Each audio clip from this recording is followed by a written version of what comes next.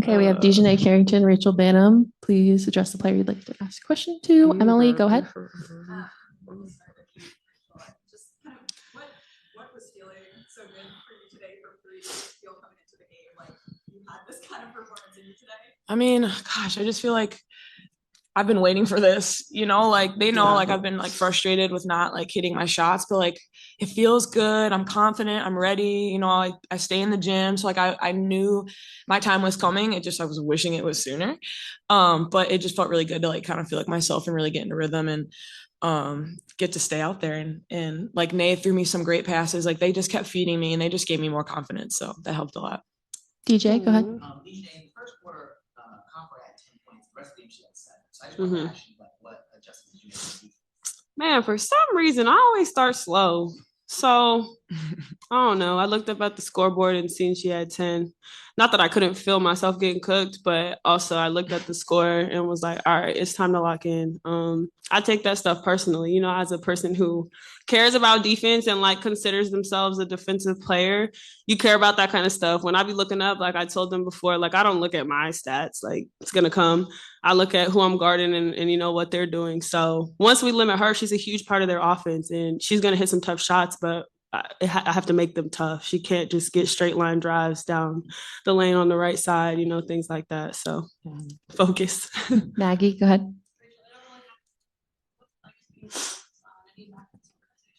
It's been really fun. You guys know it's a special place for me because I got drafted here. So it's just like kind of coming back to where I started. I've just always loved the fans here and the organization and the people in it. And I've played with some of the girls already, but I never got a chance to play with Nay or Ty, but I knew that they were awesome or like goofy. So I was like, I'm going to fit right in. And it's been great. Jeremy, go. What's wrong with you? Aside from the massive defensive effort, you had led the entire game rebounding. Mm-hmm. Talk about the extra effort on rebounding. I think you had 3 offensive boards in the third quarter. Mm-hmm.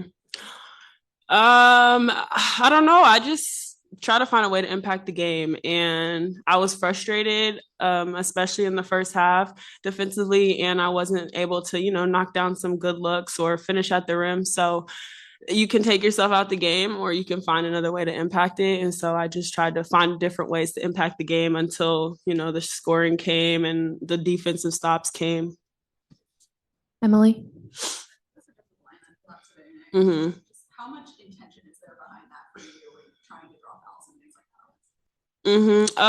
I think that's, a large role for me is to try to get downhill, put pressure on the defense.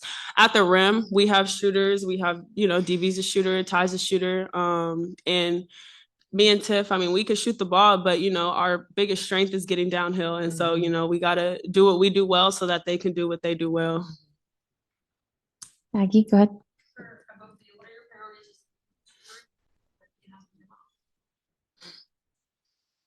I think for a lot of our starters especially need some rest. I'm just excited to like get a little bit of a tan, but like basketball wise, I'm really excited to get back in the gym. I'm sorry, but that really is a priority. But basketball wise, like I'm just excited to kind of get back in the gym and like work on like the little things. I don't know, like get back in and do ball handling, shooting, like just stuff that you kind of get away from during the season because there's so many games and you're tired. Yeah. Just kind of get back in the gym and just like feeling yourself again and having a good time with it. Yeah, like she said, not a lot of it. I guess it's not super long, but the first part is definitely just gonna get rest and get the soreness and all the little ailments out. But after that, like she said, we haven't been able to practice a ton. So, and me personally, I haven't been able to like get in the gym and do a bunch of one-on-one stuff because I have just been kind of exhausted a little bit. So it's going to be nice to be able to just do some skill work and just fine tune things. When we get back together, we're going to team bond a lot too. Oh my gosh. You don't need to know about that. Kenneth, go ahead.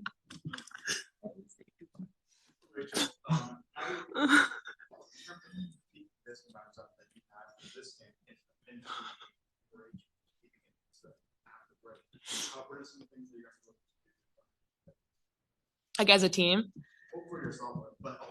Yeah, just for myself, like continue to be in the gym and we got to stay in shape. the break is great for rest, but it's not a time to just like act like season is over. Like this is going to be really critical for a lot of teams. And I think after the break, you're going to see the teams that took their break seriously and who didn't. And we don't want to be that team that comes in, that's out of shape, that's not sharp. I think we get like 10, I don't know, we get a good chunk of time, like 2 weeks before where we're going to be together as a team, or we can really like sharpen some stuff up that we haven't had a chance to do. Because we really haven't. Like we've had like 2 practices in the last 2 months or something. So it's going to be so important. I think it's going to be really fun. I'm really like actually looking forward to it because I think there's things we've talked about, but we just haven't been able to work on. So I'm looking forward to it. I think that you're going to see teams are going to separate themselves, and we need to be that team that separates. And we're not going to have like AT and DB while we do that. So we rely on them heavily offensively and defensively. So being able to, all of us having to step up and work on our stuff and practice without them is going to definitely help when they come back. Sierra. Speaking of momentum, how do you guys keep that from today? You guys facing New York once again. Yeah, man. We owe them. We do. We owe them. Like, I don't know, but we need to go into it and feel light and have fun. Like I think today we talked about like we were like laughing and having fun, and like things were going right, and we got to keep that during times of adversity too. And that's something that we talk about. We got to handle adversity better, and that's also going to separate us. So I think going to this next game, things aren't going to be great, but let's continue to have fun and play hard and talk through it, and enjoy the game while we're doing it. And I think that's going to carry the momentum over through that. Sing? No. She's gonna do something wild. I do something weird. I'll dance or say something stupid. You know, the usual. I handstand. Yeah. We'll go to Noah on Zoom. Noah, go ahead. It feels like every night now, DeWanna Bonner is just putting in consistent scoring performances. What do you think has been kind of the credit to her longevity and just being able to continue to perform at such a high level? Like, are you seeing any habits or things that she does that just keep her being this consistent? I mean, DB is DB. Like, 5th all time. I don't even know how many people have ever played in the WNBA total, but that many people, she's number 5 all time scoring. Like, that's what she does. She could probably roll out the bed and drop 20. Like, she's just built like that. I'm not saying she hasn't put in the work over the last all the years she's been playing basketball in her life, but that's what she does. And I think like people gotta respect that. And sometimes, you know, this season I feel like she's reminding them, like, yeah, this is what I do every single night. Whoever you put on me, this is what I do. Thank you, Noah.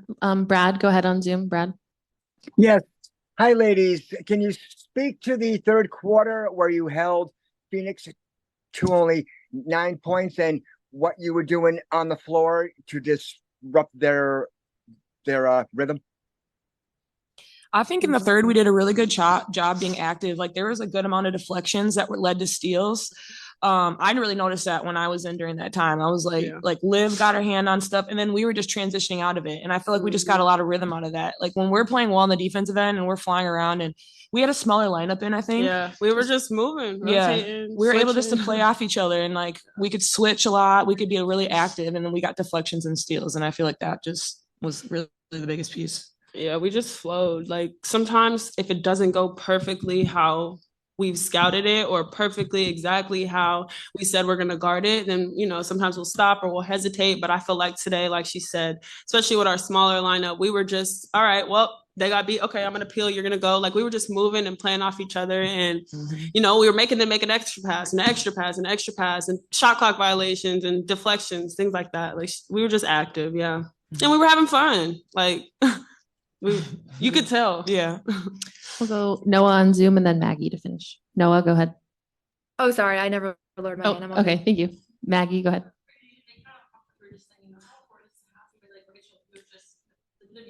Yeah. Thank you. Oh my gosh. Like the impact that she's had on this team, whether she's in the game, off the court, whatever, like has been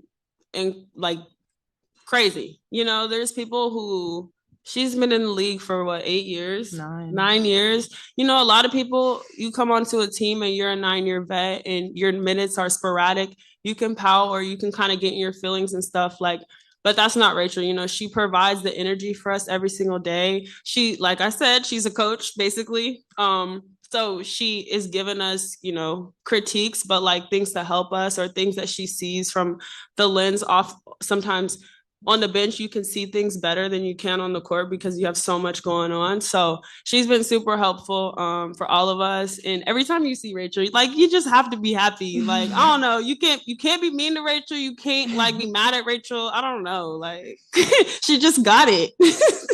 You got it, sister. Aw. Thanks, sister. Okay, thanks, guys. Thank you. Thanks, y'all. Hey, thanks, sister. You're so sweet. Proud of our group. You know, this was probably the most complete game we've played all season long on both ends of the floor. You know, got production from multiple people, and you know, just across the board, I thought we were balanced.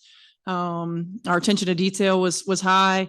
You know, we didn't like how their field goal percentage in the first half, and made some adjustments in the second half and executed those. Just really proud of our group. Questions? Emily, go ahead. Sir, for Rachel, I mean, it's a record for a player off the bench, WNBA history. Just what is so unique about her to kind of come in with that much poise? Well, you know, I in my other job, when Rachel was in college, I called a game. I think she scored 63 points at Northwestern. And she is and can be a volume scorer. In the W, she's mostly been a volume shooter, as opposed to always a playmaker. She hunts the right shots. She's got a quick release. Her feet are always set. She's always ready. You know, I felt like she had really, over the last few days when we've been shooting, the lift on her shot has been really good. And you know, certainly when you see the first one go in, you feel pretty good. You know, she was terrific off the bench for us. Rachel is always, I'm proud of her because she's somebody who is the ultimate teammate. You know, she's a coach on the floor. If she has a bad day, she doesn't show it. She's just somebody who is the consummate professional. And I'm happy that she was able to come in and have such a big game, and we needed it. We needed that production from her. Any questions? Jeremy, go ahead. In the first quarter, Copper started out super hot, and then ended up with only 17 points. What do you attribute to this slowing her down as the game progressed? Yeah, she hit a lot of tough shots too. I felt like she hit shots over outstretched hands. You know, when Dijonai was right there. You know, I don't know. I think our attention to detail in our pick and roll defense was higher in the second half. I felt like our communication was better. I felt like our sense of urgency and execution was better. Getting into body earlier. You know, trying to get them off of their path, not allowing her to get to her spot. So I feel like just the small adjustments defensively, individually by Dijonai, but also collectively, you know, by our team and our team defense, particularly in the pick and roll, helped with that. Maggie.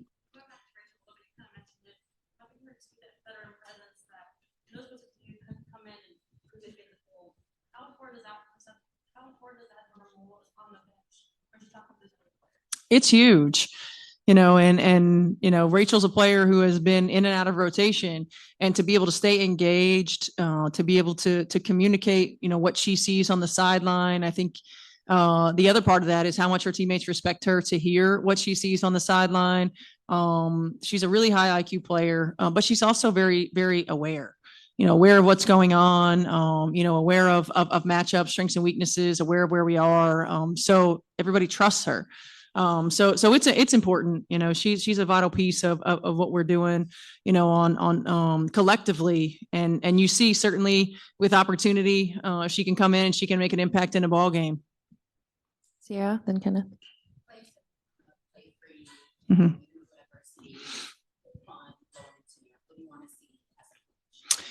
I think that's a great point. You know, sometimes we get so uptight and playing not to lose that we make or compound mistakes, that we're hesitant, that we're not taking our open shots, that we're not, you know, making an instinctual read. We're trying to almost pre-produce everything. And while, yes, from a coaching standpoint, we can draw up plays and we can think about what the opponent might do, at the end of the day, you got to make plays. And so keeping that mentality, staying loose, you know, I know that everybody wants it so badly, but we can't want it so badly that it causes us to be tight or causes us to suffocate one another, right? We've got to get back to playing loose and having fun, you know, consistently. And there are going to be higher pressure moments, you know, time and score moments, but when we are loose, when we do use our instincts, as opposed to trying to choreograph, everything, I think we're a better team. So finding the balance of making sure. I thought our pace was really, really good tonight. Not just in transition, but in the quarter court. I felt like Dijonai's decision making with the ball in her hands was really good, probably the best it's been all season. And we just need to continue to grow in that area. We want to be at our best when it comes time in September for the playoffs, and we're trending in that direction. Kenneth, go ahead.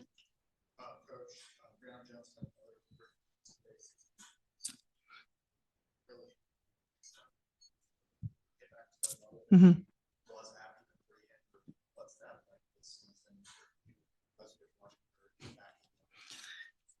First of all, I'm incredibly proud of her. We've talked about it, her ability to attack this injury, in an off season by herself and prepare herself to play this season, to be ahead of schedule. It just says a lot about her as a person and as a competitor and as a worker. And where she's feeling her rhythm, her timing, her consistency is right there. Her confidence. I love the way she stepped up and knocked down that first three. That's what we want from her. We don't want her hesitating. We don't want her deferring. We want her to be a player who you have to guard at all three levels. So you've got to guard everywhere on the floor. And defensively, she's just such a connector. She's a glue player for us. Obviously her numbers are outstanding. But she's always in the right place at the right time. And you always know that Breezy's got your back. And that's important for us to have. We'll go Jeremy, Emily, then Maggie. Dijonai led the entire game in rebounding, including 6 offensive rebounds. It seems like she always finds a way to do something on the court that's effective. You just talk about the effort that you get from her. Yeah, she's been terrific. It's Dijonai is a prime example of what a typical progression in this league is, and of someone who, when the opportunity is there for them, they take full advantage of it, and they take it and don't give it up. She's been incredibly consistent for us all season long on the defensive end of the floor. I think over the last, 3 or 4 weeks, her offensive game, she's finally found a comfort zone in her offensive game as well. But she always does so many different things. She's a great athlete, certainly. So you can see her speed, her ability to alter plays and shots on the defensive end of the floor. But her ability to get up in the air and defend and rebound for us is huge too. And, I keep asking Dijonai when she gets a defensive board to stop outletting it and just start bringing up the floor. But I think that she's a player who can impact the game in a lot of different ways. And honestly, she's been awesome. She's been great. Like, to me, she's the lead front runner for most improved player. And I think she's a front runner for defensive player of the year. But also she's still just scratching the surface in my mind. She hasn't had a healthy offseason to really work on her game. This is just her commitment to being locked in, and to taking full advantage of her opportunity. Emily. She got to the line a lot. Mm-hmm. What makes her so effective at getting downhill like that for your offense? She's quick. She's got a quick first step. She's strong, so she does a really good job of using her body. I feel like that's one of the most improved areas from a year ago, is going off of 2 feet, using her body, getting into defenders, getting herself opportunities at the foul line. I was most pleased today with her decision making. When she got to the attack and the free throw line, they were going underneath and she found the right play. That's the next step for her. But she's a dangerous player because of her speed, athleticism, her feel for the game, and her ability to get to the rim. And we've got to continue to have that from her all season long. Maggie. Mm-hmm. Using her length, certainly, to be a shot alterer. I think for Liv, it's been tough sometimes when we play those smaller teams and she's out of the rotation. I'm most pleased with her ability to stay ready, to know that when she gets opportunity to come in and impact, she there was one play where she was on the backside with Rachel, and her timing on the pin down to get Rachel an open shot was perfect. It's what we've been wanting, from Liv. And I think just continuing to read those areas where she can be effective. She was terrific in terms of her efficiency around the rim, finding the open areas to dive and to cut. I think it's tough sometimes when you're playing behind Breezy, and as Breezy's gotten more minutes, Liv's minutes have gone down, but she's impactful and she's stayed ready when she gets her opportunities. We'll finish on Zoom. Brad first, then Noah. Brad, go ahead. Yes. Hi, Steph. Rachel and Dijonai were speaking about after the Olympic break. You'll be able to see what teams use the break to their advantage. Could you speak of what you'll be working on with the team during this big break? Yeah, certainly player development. Looking at the numbers and looking at watching film and making sure that our players, we come back, we're going to be playing teams for the second, third, fourth time. So teams are going to make adjustments. They're going to play us to our strengths. So working on player development, some of the things that the numbers show that might not be strengths, we're going to work on those individually, collectively. We're going to continue to work on, our offensive game, our offensive reads, the ability to be a little bit more versatile offensively and some of the things that we do. Same thing on the defensive end of the floor, maybe some of our coverages that we haven't used as much. We're going to go ahead and put those in. We're going to add some things as well. And then we've got to find a way to reincorporate AT and DB when they come back from the Olympics. I mean, certainly DB is going to be there supporting AT. So we've got to make sure that we use that opportunity when they get back to reincorporate them. But I think it's going to be a great chance for us to, number one, get some rest, recover, recuperate. But number two, take a big step forward in terms of the things that we're doing and being able to be different, and not drastically different, but slightly different in things that we're doing offensively and defensively after the break. Noah, last question. I would just ask Dijonai about DeWanna Bonner and just kind of her longevity and how she's been able to consistently perform at such a high level. And she mentioned that sometimes maybe people don't appreciate kind of what she's been able to do. Do you feel like people maybe overlook DeWanna Bonner's legacy and everything she's accomplished in this league? And how would you want people to know her of? Yeah, I mean, I think you're probably right. People do probably overlook. She's in the top 5 in scoring. She's her longevity and not just being able to play a role for this long, 15 years in the league. But she's a part of the big 3, right? And I think the last 2 years, the way that I always say she found the fountain of youth, but the efficiency and effectiveness that she's been able to have in our system has been incredible. And I think it's a tribute to the way she works. I think it's a tribute to her willingness to continue to grow as a player, not kind of being stuck in her ways, but using her versatility, using her ability, to score the ball. We've challenged her in a different way, I think, on the defensive end of the floor and from a rebounding standpoint, and she's accepted that challenge. I do think that she's a bit overlooked in terms of what her legacy is. And has been, but as far as being instrumental in what we've done in our 2 years here in Connecticut, she's really a centerpiece and a focal point of our success. Yep. Thank you.